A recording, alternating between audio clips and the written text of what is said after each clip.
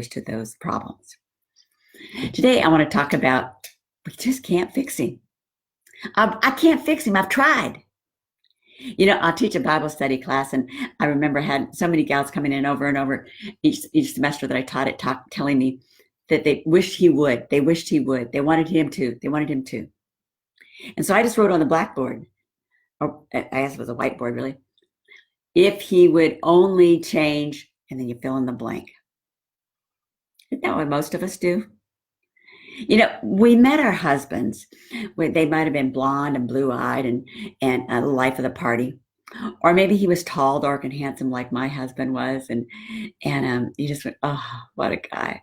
Or maybe he was intelligent and smart, and he was so organized, and he really understood everything. Or maybe he was the quiet type, and he just really wanted somebody that would be quiet and calm and peaceful, and they never seemed to get ruffled about what was happening. But whatever you loved about your husband, you married him because you liked him. Now, you might have seen one or two things about him that you didn't really like, but you thought, oh, I can just fix those once we get married. It's not a problem. Well, I had to tell you that, which you probably found out already, that doesn't work very well. You know, when we get married, we marry someone because we like them. We like so many qualities about them. But yet, as we stay married, often it's those same qualities that we like so much that also get us upset. My husband's a very much of a leader. He always has been. And when I met him, I liked that he knew where he was going. He knew what he's going to do. He had a goal. He had a plan. He had a purpose, and he was going to go for it. You know what really bothered me the most after we got married? That he had a plan, he had a goal, and he knew what he's going to do, and he was going to go for it. The exact same thing I loved about him was that thing that frustrated me so much. You know, my husband also, he smoked when we first got married, and I didn't like that. And then at that time too, we weren't saved, and so both of us were drinking way too much. We shouldn't have been doing that, either one of us. But I didn't like him either when he did that. And then he was going to get out and he's going to go to college, but he didn't want to go in debt. And so therefore he was going to work 3 different jobs, and that meant he had no time left for me. So what did I, as a good wife and a good woman, try to do? I wanted to fix him. Have you noticed that doesn't work? Most of the time we call this nagging. And in my 12 Keys for Marriage Success book, I talk about that. No nagging. Nagging doesn't work. Trying to change someone else doesn't work. And I want to thank you so much for joining me here today. If you've got a comment or a question, please put it in the comments here. I will read what I can online, and or get to them probably after I talked a little bit. Maybe I'll answer them before we get off this video. But I'd love to hear your comments or your questions. You can also, if you're watching the video after the live show, then you can also make your comments and questions there, and let me know what you're thinking. But we want to try to fix these guys. And so we nag, we pester, we try to tell them what's the right way to do. And you know, this is a really big issue. This is a big issue for most couples, because here's this great, big, strong, tall man, or maybe he's short and plump and the jolly person that you love. Who cares what he looks like? And then here's you. And you're positive that you know the right way to do things, particularly once you get married. Like, there's a right way to put the toilet paper on the toilet paper roll. Have you noticed that? I know that. I know there is. My husband thinks that it, you know, fortunately, I think he put it on the same way I did when we first got married. Otherwise, that would have been a big issue. You know, I've also heard gals, he just can't put the dishes in the dishwasher right. Well, if you haven't noticed, there's several reactions that most of our guys will have when we nag or we try to fix them. First off, they may get very quiet and just go in their cave and just say, whatever you want, hon, whatever you want, whatever you want. When I ask my husband for some advice and I ask him what I should do about something, he'll tell me. But then he always says, but whatever you want. He doesn't want me to blame him for what I decide. But at the same time, I got to listen. That's another topic. But right now we're talking about trying to fix him. We want to fix him. It's his problem. I had a gal call me over the Christmas holidays, and she was telling me about all the things her husband did wrong. And he did this, and he did this, and he did this, and he did this. And then, thank you for the love. I love it. I love it when you guys are feeling this. But she wanted to try to fix him, and she was just so frustrated because she couldn't get him to change any of these things. But when I said, if we're going to work together, we're going to talk about what can you do. And yes, gals, there are things we can do because we've talked about what he's going to do. He may get very quiet and just say whatever you want. You know, I read a book once. I haven't actually seen this happen, but she talked about the gals that do this. They just keep trying to fix him and fix him and fix him. And then one day he just walks out the door. And they don't know why. They don't know why he walked out the door. They thought everything was going okay, but that was from their viewpoint, not from his. He just felt like when asking him, he said, I could never do anything right. Why should I stay? You know, we married these guys because we loved them. And now it's our chance to figure out ways of how do we continue to love them. So we can't do it with nagging. As I said, they may get very calm and quiet. They may start yelling and screaming at you. I had one gal that I was coaching, and she said, my husband just yells at me all the time. He's just always yelling at me. And I said, so what are you trying to do? Well, I'm trying to tell him how to do it right. Bing, bing, bing, bing, bing. Little red bell going off, bells going off. Woo, bing, bing, bing, bing. Notice her words. I'm trying to tell him how to do it right.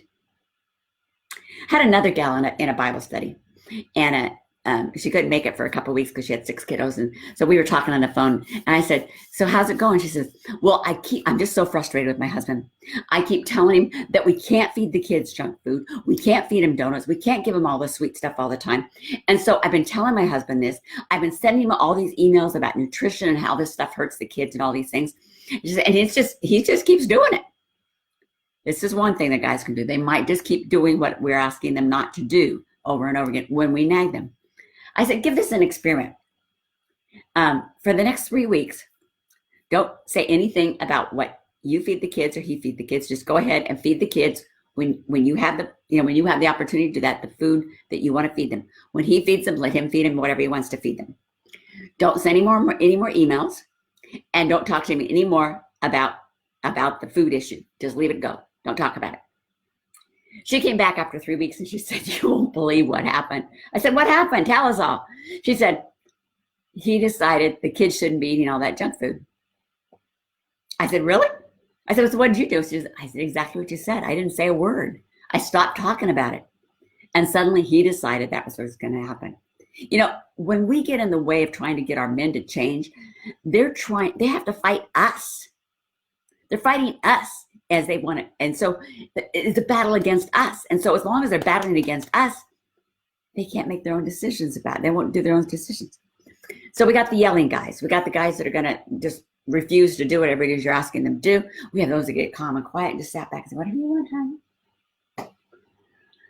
Now let's look at this a little bit from a guy's perspective. I know I usually talk to women, but I want to talk to you about what this often looks like to our guys. First off, you married this guy because he was strong, handsome, wise, a believer, not a believer, funny, whatever it was you loved about him. One guy said, I love these tattoos. Another one said, I love his arm muscles. Whatever you loved about this guy, you loved him. And you married him because you wanted to be with him. But he had qualities you didn't like. Now, let's just look at this.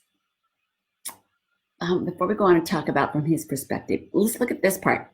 When he looks at you, do you have any qualities you think he might want to change? I know I do.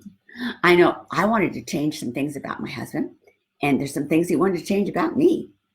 Let's see here. Oh, good. Thank you for the comments. I appreciate that. I can't read them without the glasses anymore, but I think I look better without glasses. So here we are, no glasses. So I'll put them on and read them as we go along. So thank you. Thank you for that comment, Roy. Appreciate that. But we can't change him. We married him because we loved him. And there's things about us that bug him too. I know one of our big things was my husband, I told you he wanted to get all this work done and he had a goal and was headed for it. But he also loves to go out with people so often. He constantly wants to be with people. And I don't. That's a problem. And I wished he'd stay home a little more. And I wanted him to, so I told him about it. I nagged him for a while.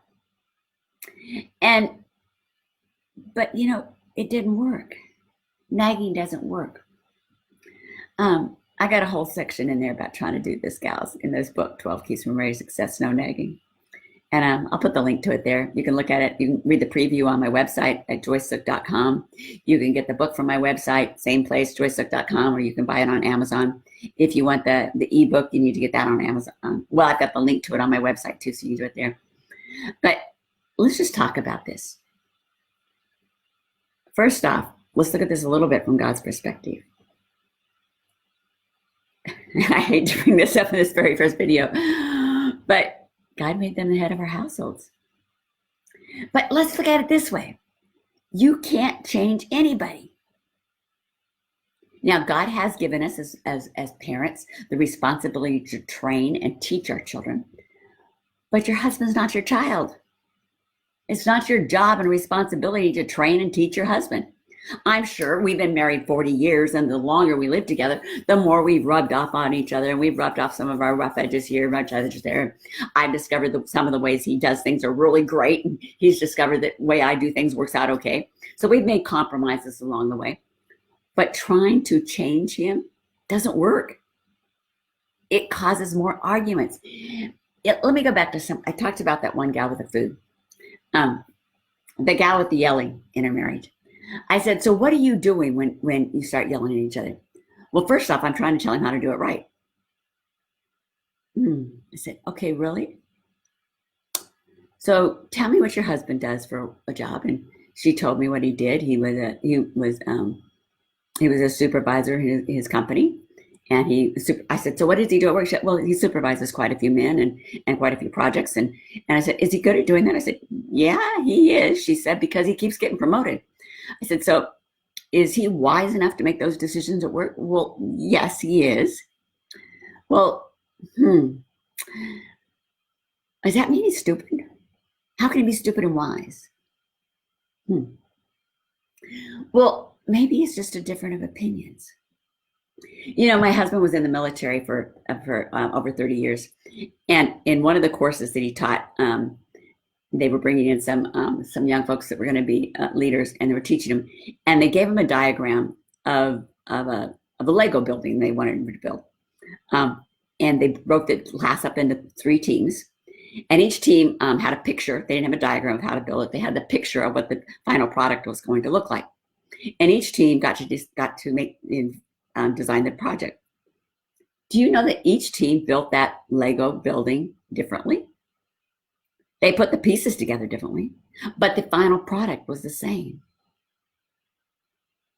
You know, here's another thing that'll happen. If we nag guys about things, about they can't do this right and they can't do this right, it kind of reminds me of what my daddy used to say.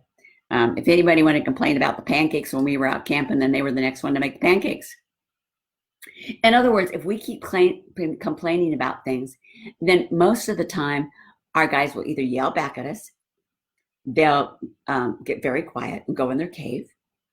They'll just, or they'll do the same thing anyway, regardless of what we say. So how do we get them to change? What's the solution to this? I've talked to you for about 15 minutes about what the problem is. What's the solution? I know. You all want to know that, don't you? How can I get this guy to change? Oh, just tell me, Joyce. I know. You won't like my answer. Are you ready? Because you're not going to like it. But it works. Stop trying to change him. Let me say that again. What's the solution to try to get him to change? Stop trying to change him. Did you catch that? I know I'm repeating myself, but so many times we don't want to hear this. The best and simplest way to get your husband to change is to stop trying to change him. Hey, Joyce, you're crazy. I know I'm hearing you say it right now. I'm hearing you. Yeah, I know I'm crazy, but it works. When we stop trying to change them, several things happen. First off, that love and passion comes back into our relationship again. We start to admire them. We accept them as the men that God created, as God's gift to us, with all these faults. And when we stop trying to change each other, we can't make him stop trying to change us. Realize that. But we can stop trying to change ourselves. One lady calls it staying in your own lane. You know, what are you responsible for? Do you really need to tell your husband how to dress? Now, if he asks you, that's a different matter. Do you need to tell him how to drive? I know I've tried that so many times. I've tried to tell my husband how to drive. But really, what I really needed to be doing was to tell my husband how the driving was affecting me. And now that I've had this brain surgery, I've had to say, hon, I get really tense when we go down the freeway. And I do. It just, that's where the traumatic brain injury happened that ended up me having to have brain surgery. So, and I just get that, particularly this one freeway, I just like, oh, I don't want to go down that Highway 35. And so he's looking for back roads for me. But when I tell him, we're driving down the highway and I'm going, have you guys done that? Maybe not. Maybe it's just me. I'm just the only one screeching as we drive down the car. Oh, there's the accident. There's a turn off. Yes, there's the time to say, I think you just missed the turn off. And I was like, oh, but it's very different than yelling at him because he missed the turn off. And if he's doing something else, I'm saying, the cars in front of you are stopping. There's a different way of saying it. And then he's willing to listen. But it's because I've learned to not try to tell him how to drive. I mean, my husband's been driving since he was 15 or 16. And that's a lot of years, folks. He knows how to drive a car. I don't know that he's ever had an accident. I'd have to ask him that. I don't remember him ever having. I think I'm the one that's had the accidents, but he's never had an accident that I know of. He also doesn't get speeding tickets. And if he gets lost, he finds his way home or wherever he's going. He knows how to drive. I mean, even if your husband does get speeding tickets or accidents, does he need you telling him how to drive? All that does is make us sound like their mama. Because as moms, we're the one that's teaching and directing our children. And we usually get about 18 years to do that. But I can tell you that by the time they get about 11, 12, they don't listen as well as they did when they were younger. So you have to do a lot of that teaching earlier. Now, then as they get older, you get to do more consequences, natural consequences. But I also don't need to tell my husband what to eat. He's a man. He can decide what to eat. I married my husband because he is a man, not because he's a child. I don't want to marry a child. I wanted to marry my man, a man that was strong and powerful and that would do the things that God had those natural abilities that God told him to have. God put in him. Whether your husband's a believer or not, he has those qualities, the desire to protect, to lead, to provide. Yes, will they think they don't have to do some of those things? Definitely if we start taking over. This is the number one reason why marriages have problems, because we try to fix them. Now, can I say, oh, but it's his fault too. I know it is. But he can't change. If you won't change, somebody's got to start it. Who's going to start? I volunteer. I'll start. Why? Because I am the only person I can change. I can't change him. I can't change you. I can give you my experience. I can give you guidance of what I've learned. I've told you what works and what doesn't work, but I can't change you. If you're going to change, you are going to have to choose to change. That's all there is to it. When I'm doing some interviewing for people about whether we're a good fit for coaching or not, one of the questions I ask them is, are you ready to change? Because it was Einstein that made the statement that we can't keep doing the same thing and expect a different result.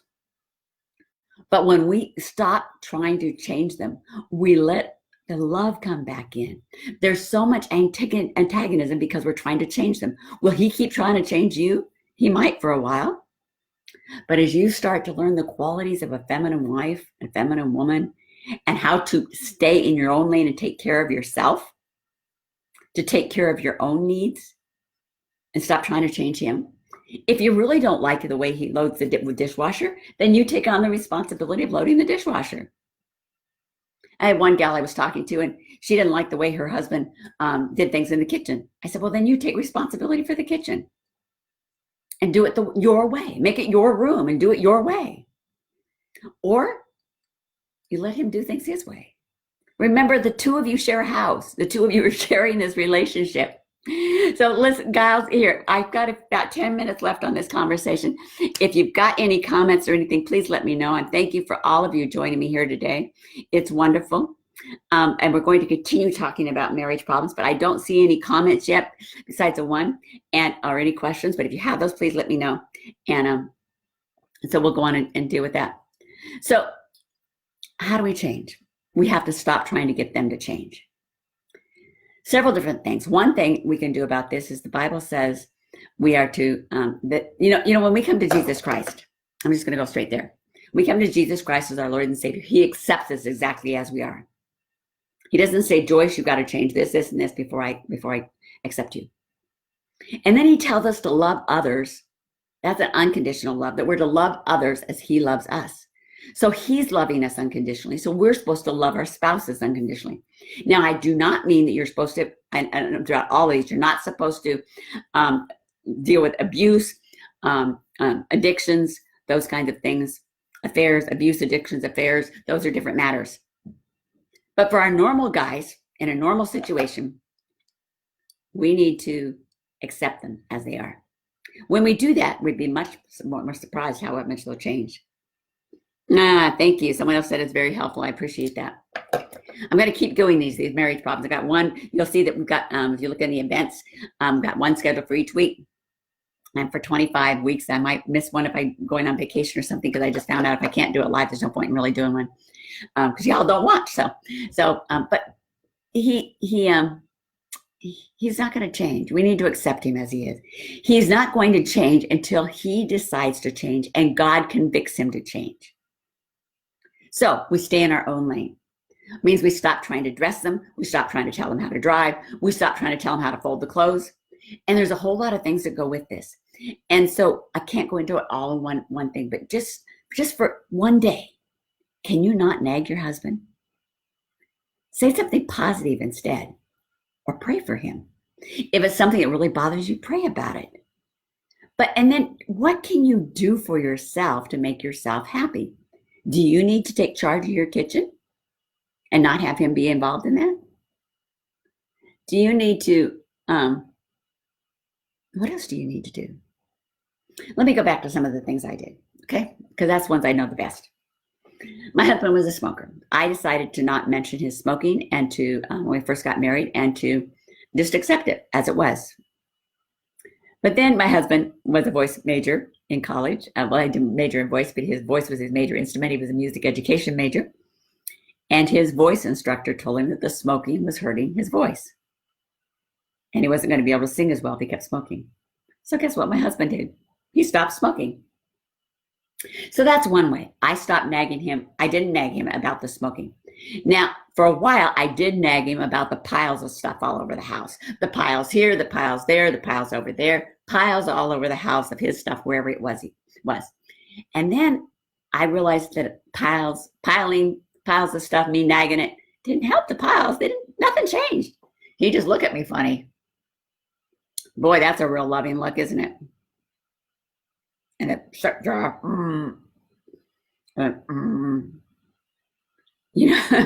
We're not going to get much loving and attention if we're nagging them. We're only going to get the negative kind.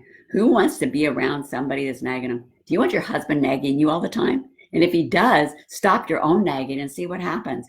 Give it a month, a week, 6 weeks, a month, 2 months, 6 months. Sometimes it takes a while.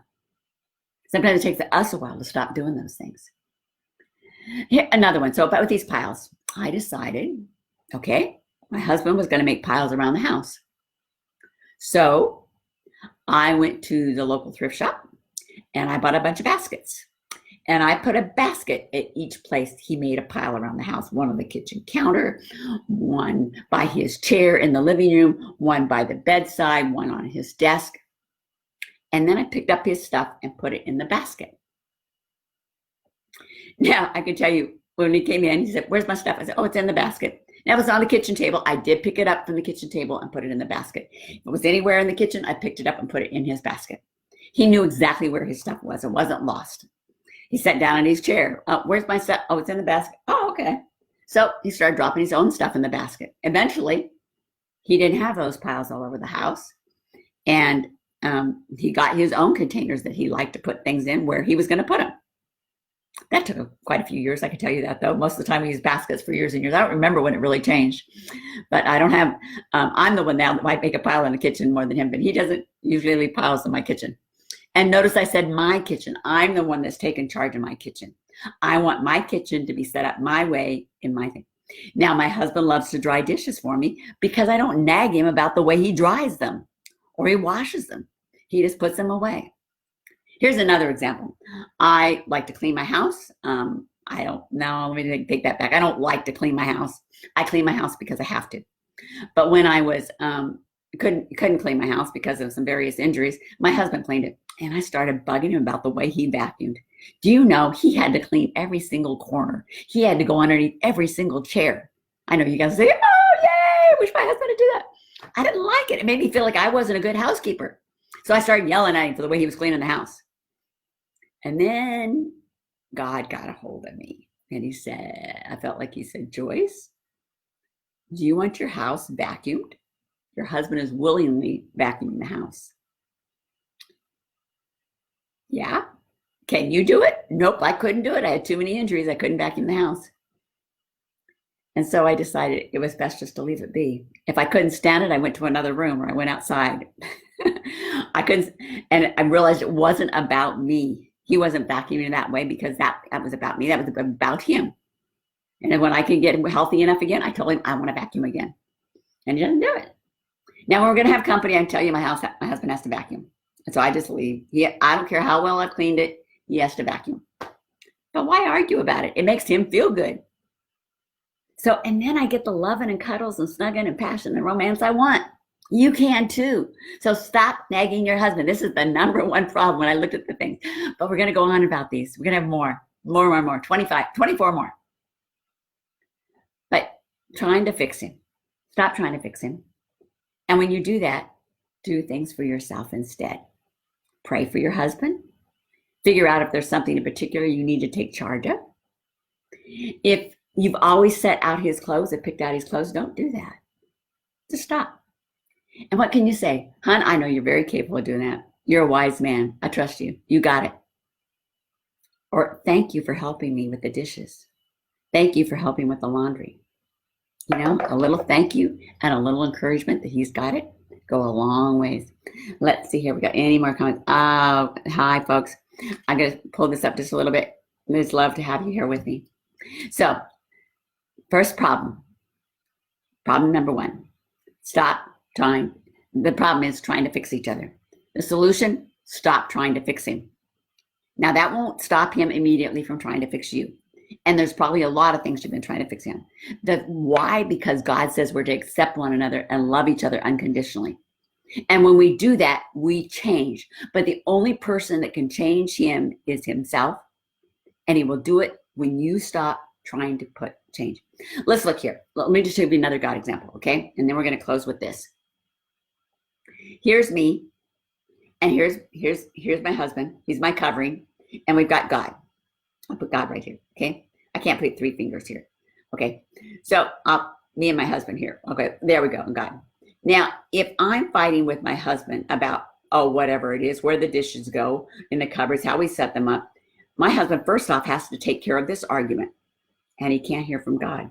And do you know, if I'm fighting with him about this, I'm not listening to God. I can tell you, I'm not.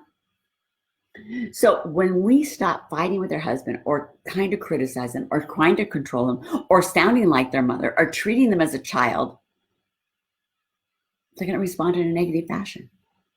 Treat him as a man. Accept him as God's gift to you. Love him unconditionally. And then go take care of your own needs. There's more about that to come. Thank you for joining me as we talk about